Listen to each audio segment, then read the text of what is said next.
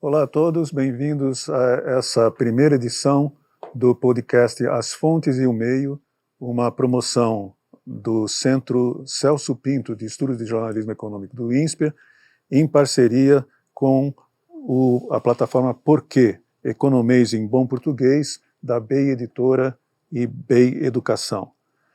O Centro Celso Pinto foi criado pelo INSPER para uma missão muito específica: estudar e ajudar a melhorar a qualidade do jornalismo econômico feito no Brasil. São poucos os institutos no mundo que se dedicam a esse tipo de objetivo. O nosso principal modelo é o Reynolds Center, que se localiza na Walter Cronkite School of Journalism, na Universidade do Arizona. Mas nós pretendemos fazer uma coisa bem brasileira mesmo, bem atendendo ou tentando atender às necessidades das redações e do público brasileiros. O centro se especializa em 4 itens principais. Primeiro é o apoio ao jornalismo, fazer com que mais pessoas que praticam o jornalismo econômico tenham acesso às coisas que estão sendo feitas e que são consideradas melhor feitas no mundo. A segunda é a geração de conhecimento, são pesquisas sobre a prática, o conteúdo e os efeitos do jornalismo econômico. A terceira é o fomento do debate público, do qual esse podcast é parte, que faz com que o público em geral também tenha conhecimento do que o jornalismo econômico sente, necessita, precisa e pratica. E, finalmente, a preservação da memória, que é uma coisa também muito importante, principalmente num país como o Brasil, em que se guarda pouco o que se fez no passado. Nesse capítulo, nós já estamos terminando um projeto que é a História da Gazeta Mercantil, que foi o principal jornal econômico do Brasil na segunda metade do século passado. O nome do centro é dedicado a Celso Pinto, que foi um dos melhores jornalistas de economia do Brasil e que foi o criador e o primeiro diretor do jornal Valor Econômico. Agradeço muito a presença de vocês que se dispuseram a vir aqui. Marcelo Brito, CEO da CBKK. Se você quiser depois falar um pouco sobre a CBKK, nós agradecemos. Marcos Yankee, coordenador do Centro Agroglobal do INSPER. O Rodrigo Caetano, editor da revista Exame. E Daniela Chiaretti, repórter especial do jornal Valor Econômico. Muito obrigado a todos. E a primeira questão, que vai ser sempre a primeira questão de toda essa série, que é uma série dedicada a colocar juntos pessoas que são fontes do jornalismo e pessoas que são meio dessas fontes chegarem ao público, que são os jornalistas. Todos os episódios dessa série de podcasts, que vai analisar, cada um deles vai analisar um setor específico da economia, vai começar com uma pergunta bem ampla para que a gente possa situar o assunto. E depois nós vamos afunilando até chegar a alguma cobertura recente, específica daquele assunto. Então, a primeira pergunta ampla é: quais são os principais problemas que vocês detectam na cobertura da imprensa brasileira de temas sobre energia limpa, mudanças climáticas, sustentabilidade? Quem se habilita a começar? Eu sugeriria que fosse uma fonte que começasse, que as fontes acho que identificam mais bem os problemas do que nós, jornalistas. Marcos? Bom, eu posso começar. É um prazer estar aqui com vocês. Eu acho super oportuno esses novos podcasts, tratando de temas entre o jornalismo e diversos assuntos, né? E acho que a questão da sustentabilidade, mudança do clima, energias limpas é um tema muito relevante.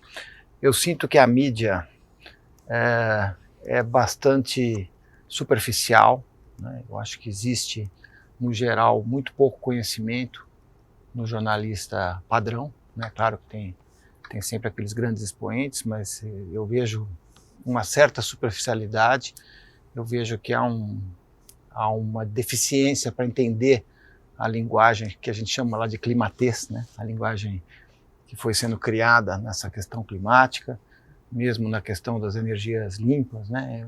Eu vejo que falta realmente formação e acho que também existe uma cobertura que é bastante enviesada, né? Então a gente, por exemplo, tem dado cursos aqui no INSPER para jornalistas de agro, né? E a gente percebe que a formação deles nesses temas é muito reduzida.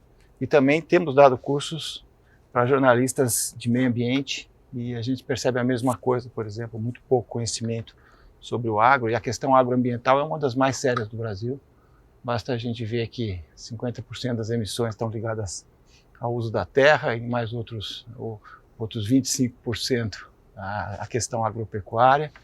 E nós temos ainda toda essa experiência de energias limpas, né? Eu vejo que o Brasil nessa área, por exemplo, ele pode ser vilão, né? Pode ser exemplo e pode ser uma solução, né? O lado do vilão a gente conhece bem, que é o desmatamento ilegal que está acontecendo, que vai ser a principal questão a ser tratada agora pelo novo governo, mas há outros temas super relevantes, a questão das emissões da agropecuária, onde a gente tem toda uma história de agricultura tropical que não é conhecida pela maior parte da mídia, e na questão das energias, né, que está aqui, o Brasil é exemplo, né? E aí realmente a gente acabou fazendo muita coisa, mas eu percebo que a cobertura não consegue chegar no nível de profundidade que é desejável. Portanto, eu acho que formação é um tema fundamental, né? E depois fazer realmente aquilo que é importante, que é uma cobertura bem balanceada, ouvindo todos os lados. E eu, como fonte, eu sinto um pouco que em geral, aqui, a mídia vem conversar comigo sobre a questão do agro, né? Mas o agroambiental, por exemplo, é uma coisa bem mais complexa e a mídia não consegue cobrir adequadamente, no meu entendimento. Deixa eu passar a palavra para um dos jornalistas, então, para eles fazerem aí a autocrítica. Quer que eu comece? Bom, primeiramente, eu agradeço muito o convite, é um prazer estar aqui com fontes que eu sempre tive o prazer de consultar e colegas que eu também consulto, né, que são colegas de muita referência para nós. E eu queria dizer que eu concordo bastante com o que você falou, e aí, ampliando o debate, eu acho que esse é um problema que não é do jornalismo focado no ambiental ou no agro, mas é do jornalismo de uma forma geral. E há um motivo para isso, que nós vivemos uma crise no jornalismo, uma crise econômica do modelo de negócios, que reduziu as redações, né? Forçou jornalistas a serem cada vez mais generalistas, né? Então, o que nós tínhamos na Gazeta Mercantil dos setoristas, que, né, a Gazeta tinha os seus setoristas, que eram autoridades naquele setor, hoje não existe isso no jornalismo, né? É cada vez mais generalista. Quando você faz quando você é obrigado a ser tão generalista, em assuntos de vanguarda, como o agronegócio, né, do moderno, que é um assunto de vanguarda, que é um assunto complexo, que é um assunto que exige pesquisa, exige que você realmente se interesse, vá atrás e tenha tempo para fazer isso fica prejudicado. O que acontece é que o jornalista, quando deparado com situações como a que nós vivemos hoje, que há uma crise ambiental que dominou a pauta política, né? Essa crise ambiental dominou a pauta política no mundo, o jornalista, generalista, ele acaba tendo que ir para o que é aquilo que ele consegue fazer, e no fundo é a polêmica. E aí cria essa sensação no leitor e na fonte de que realmente há pouca profundidade. E há, mas há um contexto para essa pouca profundidade. Ao mesmo tempo, eu vejo que cada vez mais o jornalismo e o modelo de negócio de jornalismo, ele vai ser nichado, né? Ele vai ser nichado. Então os veículos, eles vão cada vez mais procurar ter ali os seus business atrelados a verticais, vamos dizer assim. E eu posso dizer que isso é uma coisa que vem acontecendo muito fortemente na Exame, né? Hoje a gente tem na Exame a área que eu estou, que é a ESG, é uma vertical que tem um modelo de negócios próprio, baseado no editorial, mas com outros produtos. Nós temos até uma certificadora de third party opinion para emissão de green bonds, né? Então assim, o modelo de negócios, a renovação do modelo de negócio que vai permitir com que a gente tenha especialização e aí sim vai permitir com que a gente tenha um jornalismo mais profundo e de melhor qualidade. Enfim, essa é mais ou menos o que eu penso. Uhum. Marcelo, a ideia das duas fontes é uma fonte ser a fonte acadêmica, que o Marcos está fazendo esse papel aqui agora. A outra é uma fonte do mundo dos negócios, que é a destinação que nós damos ao seu caso. A sua empresa é uma empresa diferente em vários sentidos, mas é uma empresa. Como é que você vê, do ponto de vista empresarial, a cobertura desses temas pela imprensa brasileira? Carlos, obrigado. Prazer estar no meio aqui de 3 amigos, tá? E jornalistas que eu tenho o maior respeito. A Dani, viramos amigos, né? Pela quantidade de vezes que nós já falamos, milhares de vezes que já falamos. Então é muito bom estar aqui com o Marcos, com o Rodrigo. Nossa empresa é uma empresa eu poderia chamar de venture builder, né? Que é como as pessoas falam hoje. O que a gente faz é uma tentativa de montar estruturas de impacto na Amazônia e no litoral brasileiro, que é muito difícil. Nesse exato momento está tendo um evento em Manaus sobre investimentos na Amazônia e o pessoal está indo lá descobrir agora, tá? Quão difícil é você fazer um investimento lá dentro, tá? E conseguir algum sucesso dentro da Amazônia brasileira. Por que eu estou colocando isso? Eu quero fazer um link dessas dificuldades amazônicas com as dificuldades da comunicação.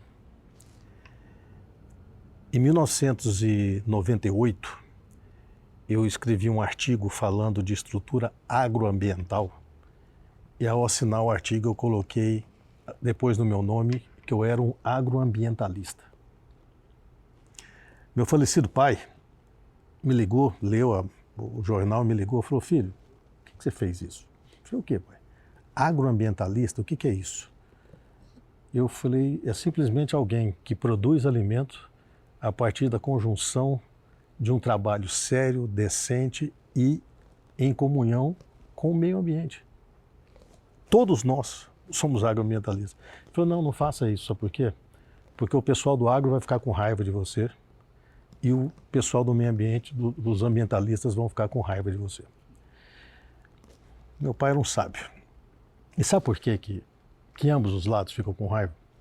Porque até hoje não se tem um entendimento coeso do que é essa união agroambiental do Brasil.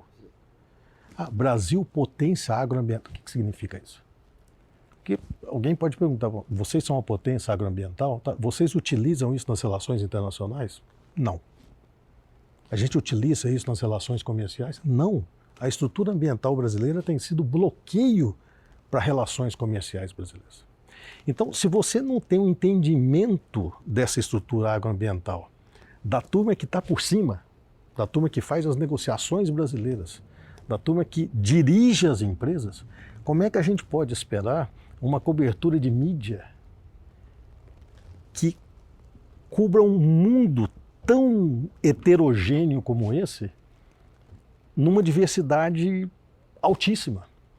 A gente pega a pesquisa da McKinsey, que você apresentou, mais de 80% dos empresários do agro não tinham a menor ideia do que era mercado de carbono. Então, na verdade, não existe esse conhecimento formado, principalmente da onde as pessoas colhem informações na mídia, hoje na mídia digital, onde você lê a manchete e mais 2 parágrafos embaixo, de aprofundamento. Então, assim, quando você vai para o Valor, você vai para o Exame, você vai para The Economist, você tem uma cobertura mais formal, angariada em fatos, estudada. E além desse dado, a gente tem que olhar as tendências que existem dentro. Eu sou daqueles que não exijo neutralidade de ninguém. O ser humano não é neutro. Por que você vai exigir que o jornalista seja neutro? É difícil você pedir isso aí. Porque quando você vai para fora, cara, se você lê o The Guardian, por exemplo, você sabe qual que é a tendência do The Guardian. Se você lê o New York Times, você sabe qual é a tendência do New York Times. Se você assiste a Fox News, você sabe qual é a tendência dele. Então, assim, a gente tem que parar de exigir neutralidade e talvez pedir o quê? Um pouco mais de aprofundamento. Agora, a resposta que talvez venha do jornalismo é o seguinte: que nível de aprofundamento o público pede. Vamos ver o que a Daniela acha disso. Quais são as dificuldades que o jornalista tem com as fontes? Bom, primeiro, obrigada. Obrigada pelo convite, obrigada por estar aqui com vocês todos. Muito feliz de participar. Que bom que você começou essa série com esse tema, inclusive, é muito moderno, né? Esse tema do jornalismo econômico com esse viés ambiental. E eu acho o seguinte, a primeira coisa, a dificuldade, jornalismo ambiental é algo muito amplo, porque depende qual é a área que você vai cobrir. Então, quando as pessoas me perguntam como é que os jovens, como é que eu começo nessa área? Eu falei, depende do que você quer. Você quer cobrir o jornalismo ambiental pelo lado da ciência, pelo lado da economia, pelo lado da sociedade, por onde? Né? Para começo de conversa tem esse viés. Eu discordo um pouco da superficialidade na área em que nós estamos atuando agora de clima. Eu acho que, eu trabalho com isso há 30 anos, e eu acho que do começo até hoje é uma área que teve muita especialização dos jovens, muitos cursos novos, muitos interesses em coberturas de conferência de clima, por exemplo, de negociação internacional. Então, eu acho que tem uma turma hoje muito melhor, mais interessada do que tinha 10 anos atrás. Mas eu estou falando de um nicho específico aqui.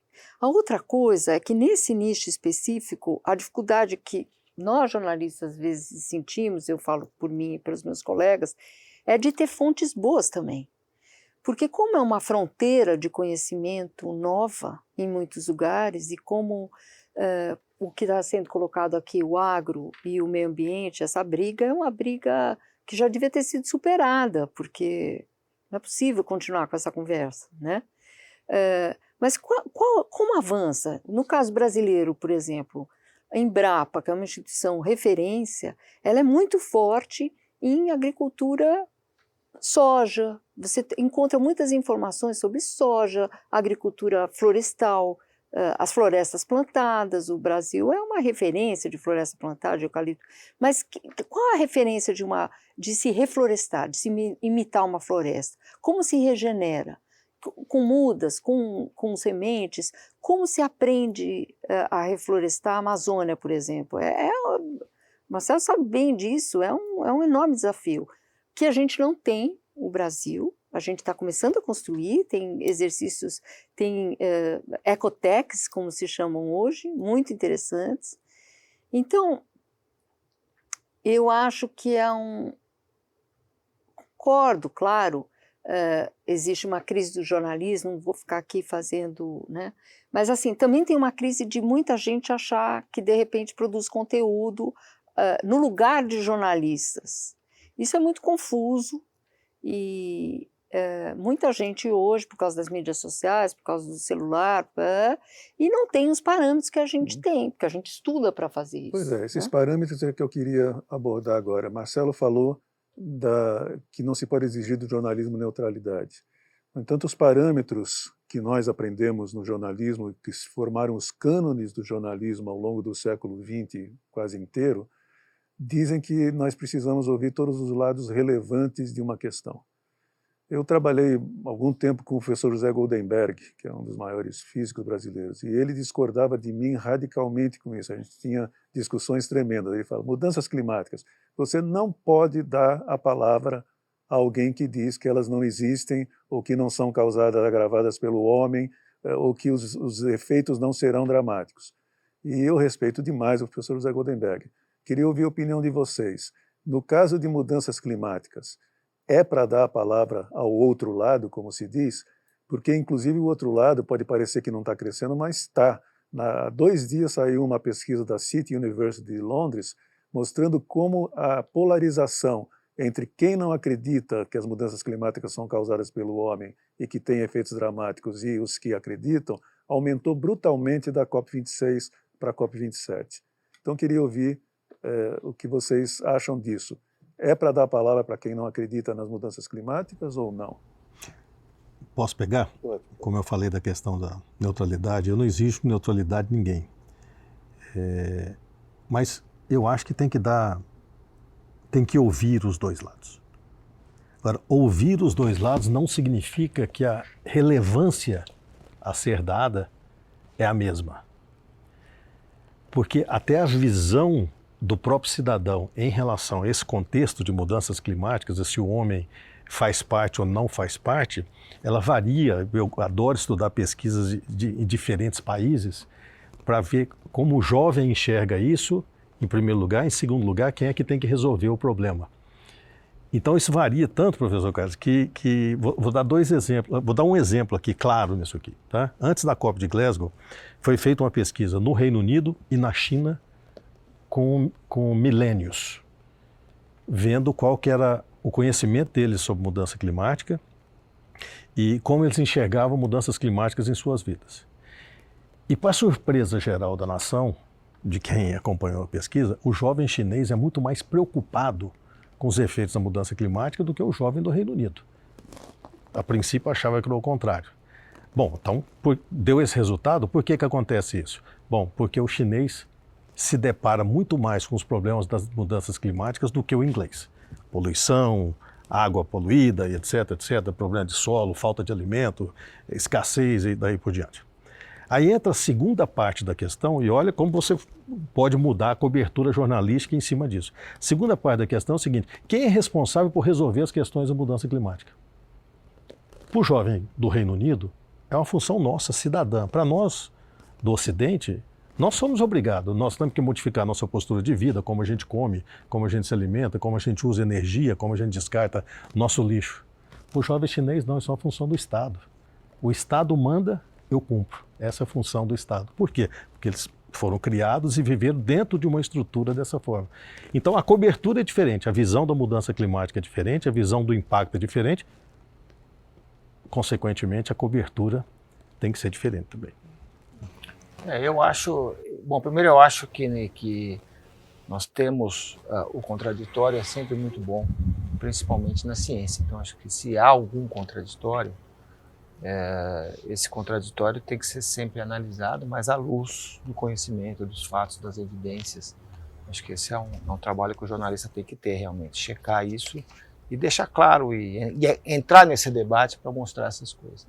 Mas o que eu tenho visto, e eu fico muito preocupado, é que a gente tem um certo catastrofismo, né? Então a cobertura muitas vezes ela vai para essa linha bastante sensacionalista, 1,5 grau, 2 graus, etc. E você vê que isso acaba virando uma linguagem hermética, exclusivista, muito mutável, né? Essa área hoje é uma área extremamente vasta de clima e que muda o tempo todo. Eu mesmo andei lendo coisas que a gente escreveu há um ano atrás, eu acho que hoje a gente teria que escrever tudo de outra forma, entendeu? E muito complexo, e muito cheio lá do climatês, que virou uma espécie de juridiquês da área do clima, né? Então, o que eu penso é que você tem que fazer esse esforço de traduzir para o cidadão comum o que significa isso. E traduzir na amplitude, né? Porque eu sei que há jornalistas que cobrem bem a questão ambiental, como há jornalistas que cobrem bem o agro. Mas não há jornalistas cobrindo o agroambiental adequadamente. Nem há uma formação disso hoje. E deveria ter. Isso deveria ser... Devemos ter muito mais cursos. A gente está, inclusive, fazendo alguns, né, Marcelo? Aqui no INSPER, você vai estar fazendo lá na Fundação Dom Cabral. É fundamental mais cursos nessa área. E mais do que isso, você tem que ter a amplitude do desafio global. O desafio global hoje não é apenas climático. Há um desafio de segurança alimentar, segurança energética, principalmente depois desses últimos 30 meses. Isso ficou muito evidente lá no Egito, né? Então eu acho que a gente precisa trazer essa dimensão, né? Como alimentar 10 bilhões de pessoas em 2050 com escassez de recursos naturais e a mudança climática acontecendo. Agora, a mudança climática é um fato em todos os lugares, aqui no Brasil inclusive, né? Eu tenho visto muitos agricultores hoje falando que a segunda safra corre riscos cada vez maiores. A gente tem visto isso em outras questões, e tivemos geadas e tivemos secas.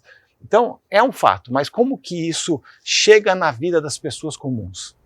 Conforme foi dito aí pelo Marcelo, possivelmente 90% dos agricultores não sabem o que é carbono, não conseguem traduzir isso no seu dia a dia. E é o jornalista que deveria está atrás dessa tradução, né? E não ficar falando para aquelas bolhas que já estão dentro da área, né? Você tem que falar de uma forma muito mais ampla, menos hermética, mais didática, né? E respeitando o contraditório, mesmo sabendo que muitas vezes ele é absurdo, mas a ciência avançou sempre tendo o contraditório em vista. Eu acho, e falando como jornalista, tem um ponto fundamental que é você entender os interesses das suas fontes, né? Isso é um trabalho do jornalista. E eu acho que talvez seja, em termos de apuração, é o trabalho mais importante. Às vezes eu sinto nas redações há uma cultura do ouvir para fazer número, né? E eu acho que isso é uma coisa que a gente tem que abandonar. A gente não tem que ouvir para fazer número. Ou, eu preciso botar aqui tantas fontes e tal, né? Eu não gosto disso. Eu acho que você tem que entender com quem você está falando, buscar entender os interesses, porque o Marcelo colocou, ele tem toda a razão. Quer dizer, ninguém é isento, nem a fonte é isenta. A fonte tem seu interesse, né? Quando eu entrevisto alguém, eu tenho que ter a noção que essa pessoa tem negócios, essa pessoa tem relacionamentos, essa pessoa tem ambições, né? E eu tenho que saber quais são tenho que, ao máximo, saber quais são essas ambições para eu compreender se aquilo que ela está me falando é válido de ser noticiado, né? E quando a gente encara esse tipo de informação que é antagônica a um consenso, né, que a gente imagina que há na ciência, é fundamental. Primeiro você vai saber, mas quem é a pessoa que está falando isso? E aí, se você, fazendo essa apuração, você julgar que aquela pessoa tem um ponto válido, eu acho que sim, deve-se, mesmo que seja completamente antagônico ou possa parecer absurdo com aquilo que você acredita, que é muito isso que o Marcelo está colocando. O jornalista também acredita em alguma coisa e você não pode tirar isso da sua cobertura, mas você tem que ter essa noção de ter a capacidade de apurar o suficiente até você chegar no seu contraditório. E acho que essa é a função muito do jornalismo, chegar no meu contraditório, me desafiar. E a partir disso eu ter a capacidade de, ok, essa pessoa está falando uma coisa que é completamente diferente do que eu sempre pensei, mas eu devo levar isso em consideração e a partir dessa resposta você colocar ou não isso na sua cobertura, né? Acho que esse que é o ponto, e isso é jornalismo na veia, né? Isso é jornalismo puro, e é isso que eu acho que precisa ser feito, né?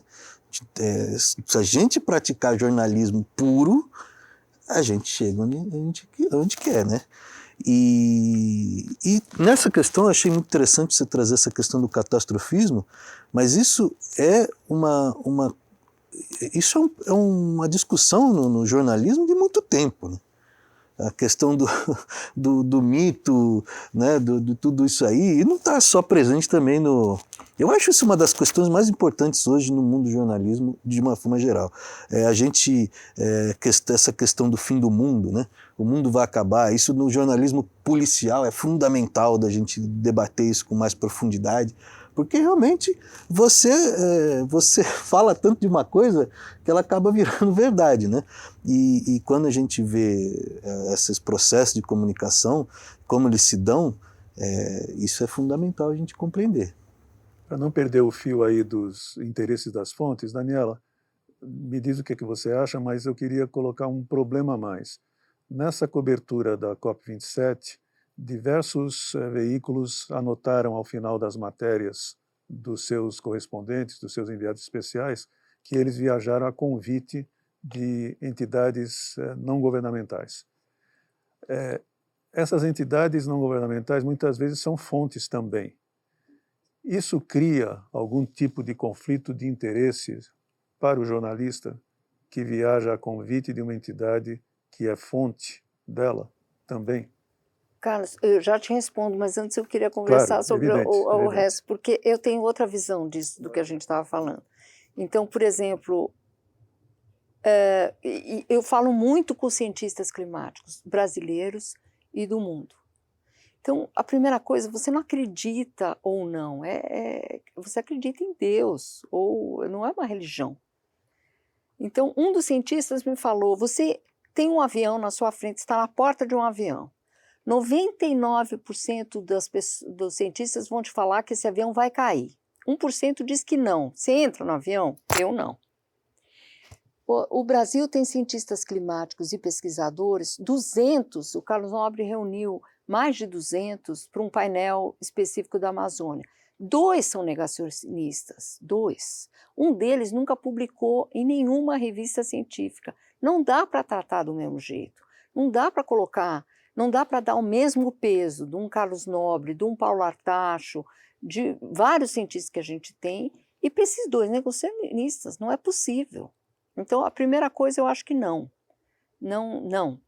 A segunda coisa é que eu acho que o negacionismo climático, se você olhar as fontes, e tem vários estudos sobre isso, quer dizer, o negacionismo climático, ele acaba se defendendo em escritórios de advocacia, que são os mesmos escritórios de advocacia, nos Estados Unidos é muito claro, a família Koch, por exemplo, que eram famílias ligadas a combustíveis fósseis, eles empregam os mesmos advogados, os mesmos escritórios de advocacia do que os fabricantes de cigarro, que diziam que cigarro não provoca câncer no pulmão. É a mesma gente.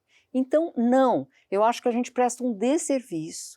É claro que se surgir um gênio amanhã e falar está tudo errado, a ciência climática é uma bobagem, está tudo errado, a Terra não é redonda, ela é plana, a gente vai ter que abrir os olhos e perceber que fizemos tudo errado até agora. Agora, se você olhar também para onde a ciência climática aponta, não tem nada de ruim. Os chineses que o Marcelo está falando, talvez não sejam tão movidos pela ideia de salvar o mundo, mas para respirar um ar melhor em Pequim. Então, se você tem um carro que emite menos do que um carro velho caindo aos pedaços, ele fará menos à tua saúde. A gente está falando de carvão, carvão é uma coisa do século XVIII. Então, eu acho que eu discordo dessa visão e discordo também de se discutir outras coisas, porque é a discussão do Lomborg, do Bjorn Lomborg, que fala, não, nós teríamos que estar discutindo segurança alimentar. Clima é disruptor. Você ouve um cientista climático de verdade, ele te fala, isso mexe com a nossa civilização inteira. Não tem agricultura se o clima estiver desfeito. Não tem água. Você vai produzir comida como? Então você precisa resolver o assunto climático. Ele é básico, ele está acima dos outros, é um grande guarda-chuva. Então isso é uma coisa. Sobre catástrofe, de novo ouvindo grandes cientistas do mundo, o Johan Rockström é um sueco, ele é diretor do Potsdam Institute em Potsdam, que era onde ficava o Einstein. Ele outro dia me disse, olha, a gente errou em não colocar um tom mais catastrofista em clima do que fizemos até agora, porque a gente achava que se a gente fosse muito catastrofista, geraria uma paralisia nas pessoas. As pessoas diriam, já que está tudo tão ruim, já que está tudo perdido, não vou fazer nada. E não, a gente pode, nós temos tecnologia, temos capacidade de mudar. Veja, o Paquistão, esse ano, 1/3 do território do Paquistão ficou debaixo d'água. As perdas ali eram de 30 bilhões de dólares. A gente vê isso todos os dias. Estados Unidos, maior potência econômica do mundo, tem incêndios florestais que eles não conseguem controlar. Nós vimos esse ano temperaturas de 40 graus na Sibéria. Quer dizer, eu acho que assim, as coisas estão claras e dadas. O catastrofismo, eu acho que a gente só precisa tomar cuidado para justamente não criar essa paralisia. Isso sim, mas não que ela seja um mau alerta. Sabe, é a nossa civilização que está em jogo. E é disso que se trata. E quando você, o clima é disruptor, porque ele mexe com coisas que a gente não conhece. A Amazônia, por exemplo, é vítima e algoz do clima. Se ela começar a emitir, nós vamos para temperaturas muito altas. Se a tundra siberiana começar a emitir, não há o que fazer. Se o gelo do Ártico descongelar e o metano que está lá embaixo começar... A gente nem cita essas coisas, Carlos, porque essas são coisas muito assustadoras. Então, esse sistema não pode entrar em colapso.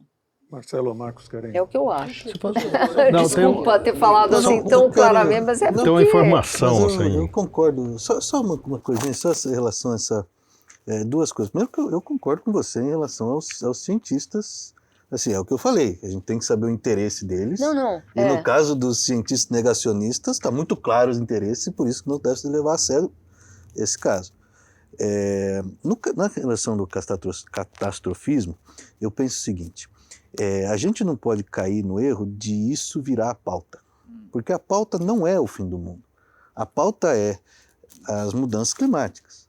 E eu acho que é muito fácil para a imprensa cair na pauta da crise. Um levantamento que eu vi aí outro dia, eu não vou me lembrar agora as fontes, mas enfim, vou falar porque é válido. Mas em determinado momento na crise econômica que nós tivemos, determinado jornal usou a palavra crise na manchete, acho que 50% das Rodrigo, vezes. mas posso te interromper só um minuto? O secretário-geral da ONU disse que nós estamos à beira de cometer um suicídio coletivo. Não, isso é o secretário-geral da ONU falando, não é um Zé Ninguém.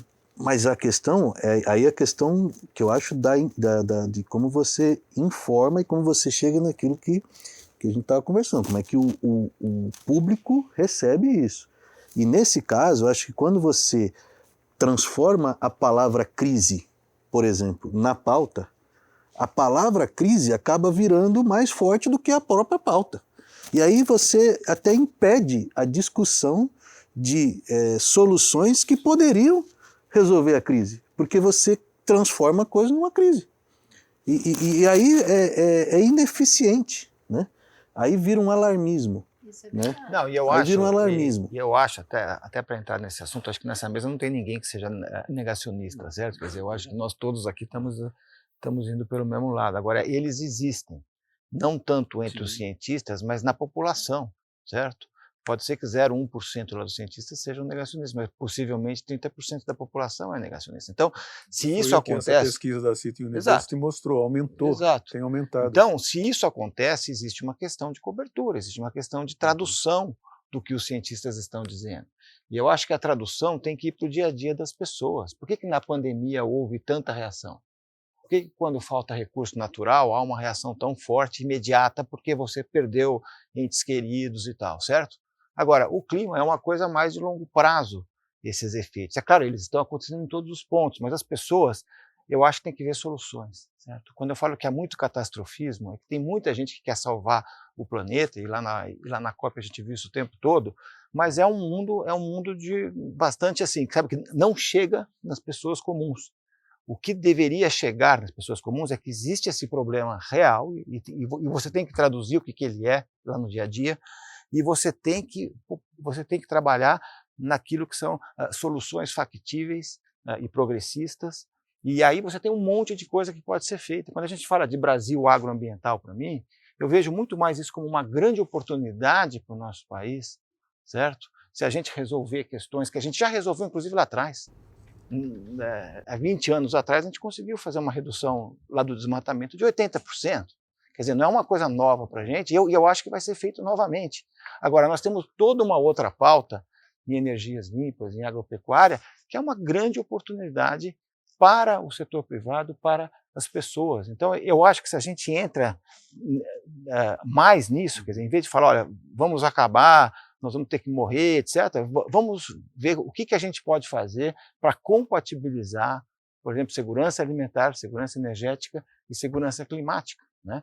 É um tremendo debate, né? Ainda mais quando a gente vê, por exemplo, que esse não é uma questão nacional, é uma questão global, certo? Então, aonde que você consegue produzir de maneira mais eficiente e sustentável, né? Aonde que você tem que expandir? Aonde que você não pode expandir? Eu acho que essa questão não foi até hoje bem analisada. Marcelo, já que começou com você, eu deixo você arrematar. Tem um ponto importante, que quando a gente pega essa cobertura, você tem muita a palavra dos cientistas, tá? que tem uma forma de expressão que é muito mais difícil de compreensão para o público geral, mas falta um player importante nessa cadeia de informação que é do setor privado. Eu vou dar um exemplo. Eu fui convidado a fazer uma palestra num conselho de um banco internacional, e ao final, conversando com o presidente do conselho, eu falei, escuta, mas, porque isso já tem algum tempo, foi antes da pandemia, né? Eu falei, mas por que vocês estão tão assim apavorados aqui? Ele falou, é simples. Nós temos mais de 200 bilhões de dólares em hipotecas de imóveis nas faixas litorâneas do mundo. Então, o nosso risco só hipotecário de imóveis é acima de 200 bilhões de dólares. Então, talvez, se o setor empresarial fosse do lado de fora, mostrasse a transparência da preocupação que ele tem em relação dos impactos das mudanças climáticas com os seus negócios e o que está sendo praticado para prevenir isso, talvez a gente tivesse uma linguagem muito mais acessível para a população em geral para entender, porque ele entende isso quando o seu produtor de alimento está falando que tem um problema, quando o seu fornecedor de sistema financeiro, de um serviço financeiro está falando isso, mas o setor privado ainda não se mostrou adequadamente preparado para se expor e fica escondido atrás de governança, compliance, advogados te protegendo de toda forma, não, isso você não pode falar, isso, aquilo você não pode falar. Na verdade, essa poderia ser uma discussão muito menos acadêmica e muito mais ampla em termos de sociedade, mas ainda não atingiu nesse ponto. E não é só aqui não, é no mundo inteiro. E aqui tem uma diferença maior ainda, Carlos. Em janeiro eu vou fazer uma palestra na Alemanha sobre o agro brasileiro. Eu perguntei, mas por que vocês estão me convidando? Pode convidar um monte de gente. Ele falou, porque você conhece a linguagem de mudança climática europeia e você sabe falar sobre isso. Eu falei, não entendi. Ele falou, é simples.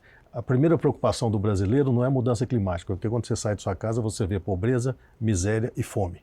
Mas a primeira preocupação do alemão é mudança climática. Quando ele sai de casa, ele está vendo os efeitos da mudança climática. Mas ele não vê essa primeira prioridade que vocês têm no Brasil, que é fome, miséria, e não faz esse link com mudança climática. Então talvez seja um problema nosso, enquanto sociedade, de traduzir isso numa linguagem que seja acessível para todo mundo, principalmente nos negócios. Deixa eu voltar então para aquele ponto que é muito menor, né? É muito menor, mas que faz parte dos possíveis vieses que o Marcos identifica quando o jornalista vai entrevistá-lo. Tem algum problema viajar a convite de uma entidade que é sua fonte também e que tem uma defesa muito certa, muito correta, não do ponto de vista de que está certo, mas muito clara? Tem um ponto de vista muito claro sobre aquele problema? Eu acho que não. Depende do jornalista e depende de quem está te patrocinando. E depende da negociação feita antes. Então, uma ida a uma COP como a do Egito é caríssima, Carlos. A passagem é carésima e os hotéis ali eram astronômicos. Para você ter ideia, quando eu soube que eu cubro essas COPs, todas elas de clima, desde 2008, sem contar a Rio 92. Aí, e a de biodiversidade. Quando eu vi que o presidente eleito Lula ia, eu cheguei para o jornal e falei, olha, não tem a menor condição. Ou eu bem cubro a COP ou cubro Lula. As duas coisas não vai dar, não vou conseguir. Então o jornal tentou mandar um outro jornalista para cobrir Lula e os políticos que estivessem lá e tal. Não havia orçamento para isso. É muito caro. Num ano eleitoral, que já tivemos muitas despesas para cobrir a eleição e tudo, não dá. Claro que depende um pouco de quanto o jornalista pode se sentir pressionado ou não, e quanto... Eu falo, tudo bem, mas eu não cubro nada da sua área se eu não achar que vai interessar para o leitor. Tudo bem? Eles falam sim, interessa que você vá. Então eu particularmente fico bem à vontade, mas depende do jornalista, depende da fonte. Só queria dizer uma coisa, é muito interessante o que você falou, Marcelo, sobre setor privado. Em 2008, que foi a primeira conferência de clima que eu cobri em série, né? Na Polônia, em Poznan, era uma conferência muito pequena, muito diferente das que são hoje, e o setor privado tinha uma pessoa do setor privado ali que onde eu ia estava lá, onde eu ia estava lá. Um estrangeiro falava, mas desculpa, o senhor é da onde? Da área de seguros. A área de seguros internacional sempre foi as conferências de clima. E eu falo, mas ele falou, isso aqui tem um potencial de quebrar a gente completamente, não sabemos nem por onde começar. Então era curioso isso. E o segundo detalhe que eu queria colocar é o seguinte, eu não vejo tanto problema nessas coisas que a gente está colocando, eu vejo problema em 2 pontos que foram levantados aqui. O primeiro, essa não pode ser uma pauta ideológica, e ela é. Ela está colocada hoje com viés ideológico, isso é um erro, porque é uma pauta civilizatória. Isso eu acho difícil de romper.